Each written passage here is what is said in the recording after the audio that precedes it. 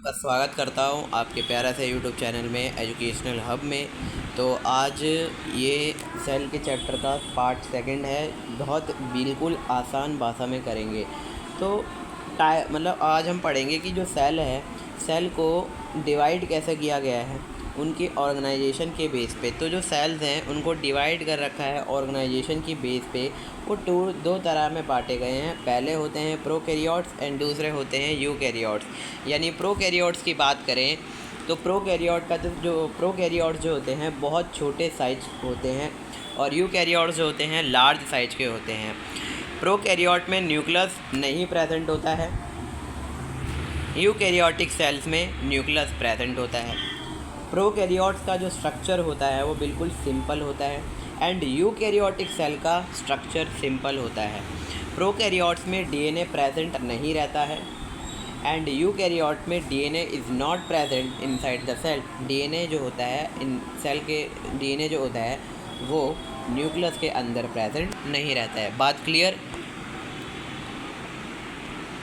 तो अब यहाँ पे कुछ ना एग्जांपल्स दे रखे हैं, जैसे कि बैक्टीरिया जो होता है ना वो आपका प्रोकैरियोट्स में आता है। किसमें आता है? प्रोकैरियोट्स में आता है, ठीक है। और बात करें अगर हम प्लांट और एनिमल सेल की, तो ये दोनों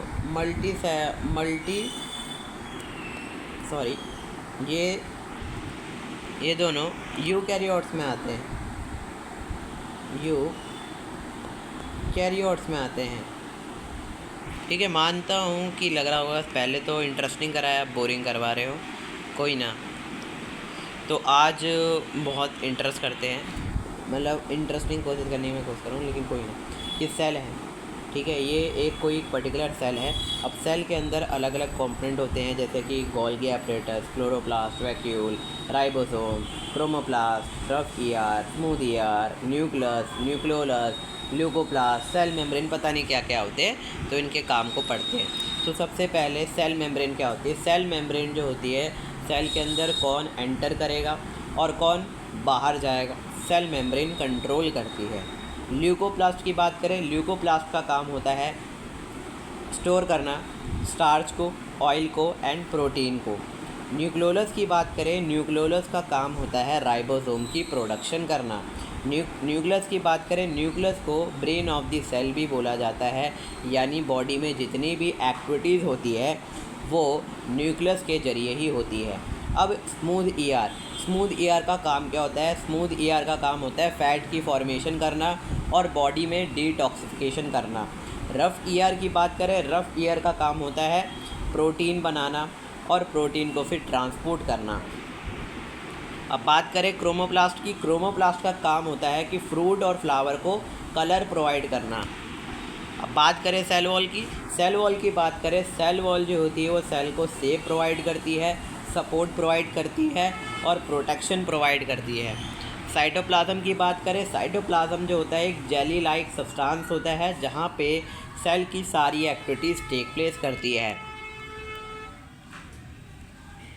अब बात करें गोल्गी एपरेटस की, गोल्गी एपरेटस का काम होता है पैक करना चीज़ों को और फिर उन चीज़ों को सेल में ट्रांसपोर्ट कर देना। क्लोरोप्लास्ट की बात करें, क्लोरोप्लास्ट जो होते हैं बहुत ज़्यादा मदद करते हैं फोटोसिंथेसिस में।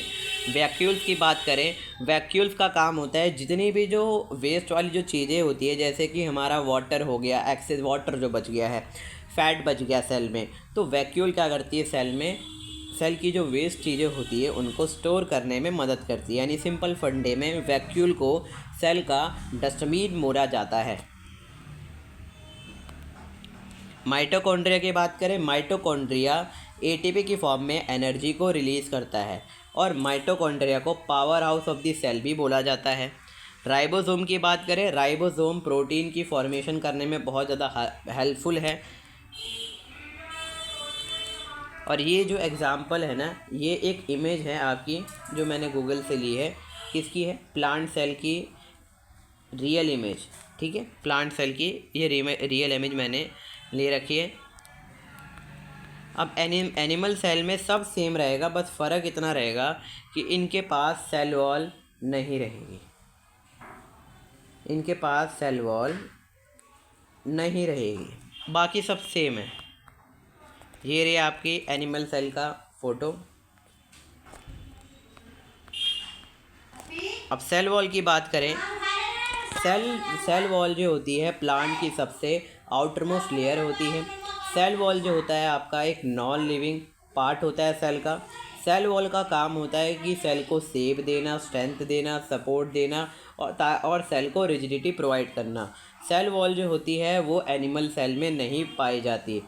प्लांट सेल वॉल की बात करें, वो बेसिकली बनी होती है सेलुलोज से। अगर फंगाई में वो सेल वॉल है तो वो काइटिन की बनी होगी। और एक और काम, ये सेल वॉल को रोकती है ताकि वो फूटे ना। फूटे मीन्स यानी ब्रस्टिंग इनमें ना हो, ठीक है।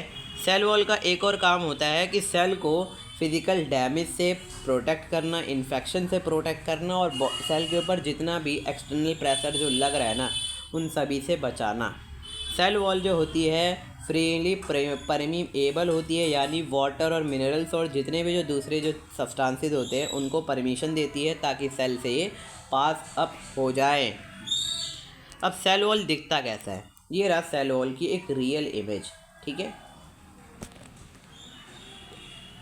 अब सेल मेम्ब्रेन की बात करें, सेल मेम्ब्रेन को हम दूसरे नाम से भी जानते हैं, जिसको हम बोलते हैं प्लाज्मा मेम्ब्रेन। सेल मेम्ब्रेन जो होती है वो थिन होती है, लिविंग होती है और फ्लेक्सिबल होती है। यानी सेल मेम्ब्रेन आपकी प्लांट और एनिमल सेल दोनों में पाई जाती है। सेल मेम्ब्रेन लिपिड और प्रोटीन से बनी होती है। ये पॉइंट जो है याद रखना, 3 स्टार मार्क कर लीजिए इस पॉइंट पे। यानी सेल मेम्ब्रेन किससे बनी होती है? लिपिड एंड प्रोटीन से बनी होती है। सेल मेम्ब्रेन को हम सेलेक्टिवली परमीएबल बोलते हैं, यानी जो यूज़फुल जो चीज़ें हैं उनको खाली ओनली परमिशन मिलेगी ताकि सेल में उनकी एंट्री होए, और सेल को प्रोटेक्ट करती है हार्मफुल सब्सटेंसेस से। अगर वो एंटर हो गए तो सेल को नुकसान पहुंच जाएगा और सेल जो होगा आगे अपना काम नहीं कर पाएगा। सेल मेम्ब्रेन का अलाउ करती है कि न्यूट्रिएंट का एक्सचेंज हो पाए, गैस का एक्सचेंज हो पाए और जो वेस्ट प्रोडक्ट है उनका एक्सचेंज हो जाए। यानी सिंपल फंडे में अगर मैं बात बोलूँ, जब भी कोई अच्छी चीज़ जैसे फूड या फिर न्यूट्रिएंट सेल के पास आते हैं तो सेल मेम्ब्रेन ओपन हो जाती है ताकि अच्छी चीज़ें सेल के अंदर एंट्री कर सके, ठीक है, तब एंट्री होगी। अब मान लेते हैं अगर कोई बुरी चीज़ है तो क्या होगा? जब भी कोई बुरी या फिर हार्मफुल चीज़ें सेल के पास आती है तो सेल मेम्ब्रेन क्लोज हो जाती है ताकि वो हार्मफुल चीज़ सेल के अंदर एंट्री ना कर सके। क्लियर हो गई बात? अब डिफ्यूज़न की बात करें। डिफ्यूज़न को ना मैं एक सिंपल फंडे में समझाता हूँ, यानी सिंपल मेरा फंडा है, उसी फंडे को याद रखना, ठीक है। यानी मान लेते हैं कि मैंने एक ग्लास लिया, ग्लास में मैंने कोई कंपोनेंट ऐड करा, यानी स्टार्टिंग में जो सारे पार्टिकल्स होंगे ना वो एक जगह पे बैठ जाएंगे, ठीक है। अब क्या हुआ, फिर धीरे धीरे पार्टिकल हाई कंसंट्रेशन से लो कंसंट्रेशन की तरफ मूव करना स्टार्ट हो गए, जिनको हम बोलते हैं डिफ्यूज़न।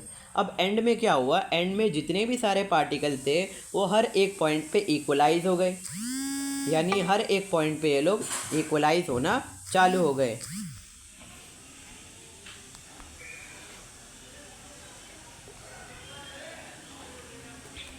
अब ऑस्मोसिस की बात करें, सिंपल फंडा याद रखना है। ऑस्मोसिस एक टाइप का डिफ्यूज़न है जिसमें पानी जो होता है हाई कंसंट्रेशन से लो कंसंट्रेशन पे जाता है। ऑस्मोसिस एक टाइप का डिफ्यूज़न है जिसमें पानी हाई कंसंट्रेशन से लो कंसंट्रेशन की तरफ मूव होता है।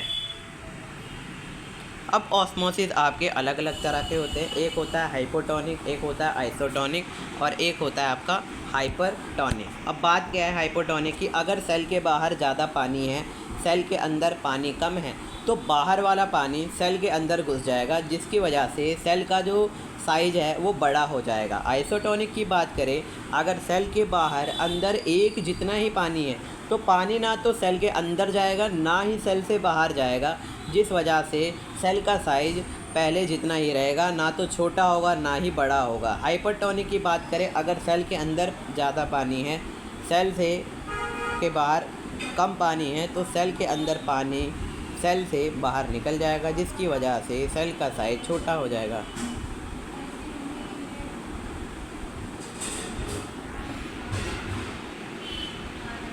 उम्मीद करता हूँ आपको पसंद आया होगा और थैंक यू, आप जुड़े रहे और अगला पार्ट बहुत जल्द आएगा।